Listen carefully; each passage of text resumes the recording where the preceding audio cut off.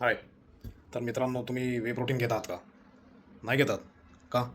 हे बघा, माझ्याकडे आहे वे प्रोटीन. तर आज मी तुम्हाला सांगणार आहे वे प्रोटीनचे ॲडव्हान्टेजेस. तर वे प्रोटीन हे सर्वात पहिले म्हणजे first class source of protein आहे. याचा अर्थ हा की याच्यामध्ये सगळे अमायनो ॲसिड्स आहेत. जे 22 अमायनो ॲसिड्स असतात. Essential, non essential, semi essential आणि कंडिशनली एसेन्शियल. तर याच्यामध्ये सगळे अमायनो ॲसिड्स आहेत, म्हणून त्याला first class source of protein आपण म्हणतो. दुसरी गोष्ट ही की हायेस्ट बायोलॉजिकल व्हॅल्यू असलेलं हे वे प्रोटीन असतं. हायेस्ट बायोलॉजिकल व्हॅल्यू म्हणजे तुमच्या बॉडीमध्ये याचं डायजेशन, अब्झॉर्प्शन खूप चांगलं होतं आणि युटिलायझेशन पण चांगलं होतं. तर वे प्रोटीनचे मुख्य म्हणजे ॲडव्हान्टेजेस काय आहेत, की याच्यामध्ये जे खास करून अमायनो ॲसिड्स जे आहेत, एसेन्शियल अमायनो ॲसिड्स, जसे की ल्युसीन, आयसोल्युसीन, व्हॅलिन.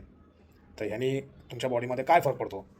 तर ल्युसीन हे तुमचं मसल रिपेअर आणि रिकव्हरी चांगलं करेल, मसल ग्रोथ चांगली करेल. त्याच्यानंतर आयसोल्युसिन जे आहे ते एनर्जी प्रोडक्शनसाठी खूप चांगलं ठरतं. त्याच्यानंतर हिमोग्लोबिन व्यवस्थित कंट्रोल करतं, रेग्युलेट करतं. त्याच्यानंतर ह्याच्यामध्ये व्हॅलिन म्हणून आहे. तर व्हॅलिनमुळे तुमचं मसल टिश्यू चांगला राहतो, नायट्रोजन रिटेन्शन चांगलं राहतं बॉडीमध्ये. एवढंच इथे वे प्रोटीनचे ॲडव्हान्टेजेस संपत नाहीत. कारण प्रोटीनचा महत्त्व आपल्या बॉडीमध्ये एवढं आहे की आपल्या बॉडीमधले जे हॉर्मोन्स आहेत, ते हॉर्मोन्स प्रोटीननी बनलेले आहेत. जे एन्झाईम्स आहेत ते प्रोटीननी बनलेले आहेत. जे न्यूरोट्रान्समीटर आपल्या बॉडीमध्ये जे बनतात, प्रॉपर कम्युनिकेशन बिटवीन आपले मसल्स, ऑर्गन्स आणि ब्रेन. हे ब्रेन सेल्ससाठी जे न्यूरोट्रान्समीटर सिंथेसिस जे तिकडे बनत राहतात. कारण for healthy signalling between the cells हे न्यूरोट्रान्समीटर काम करतं. तर न्यूरोट्रान्समीटर पण प्रोटीनमुळे बनतात.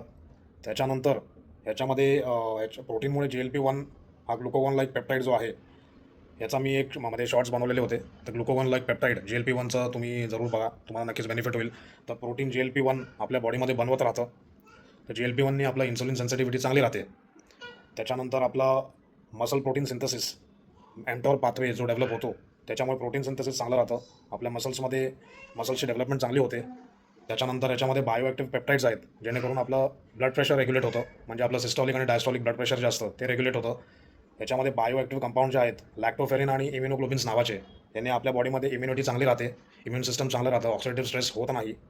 तर प्रोटीनचे हे सगळे ॲडव्हान्टेजेस आहेत. हां, आणि मुख्य म्हणजे याच्यामध्ये क्रेविंग्स, प्रोटीनमुळे क्रेविंग्स तुमचे खूप कमी होतात, सटायटी मिळते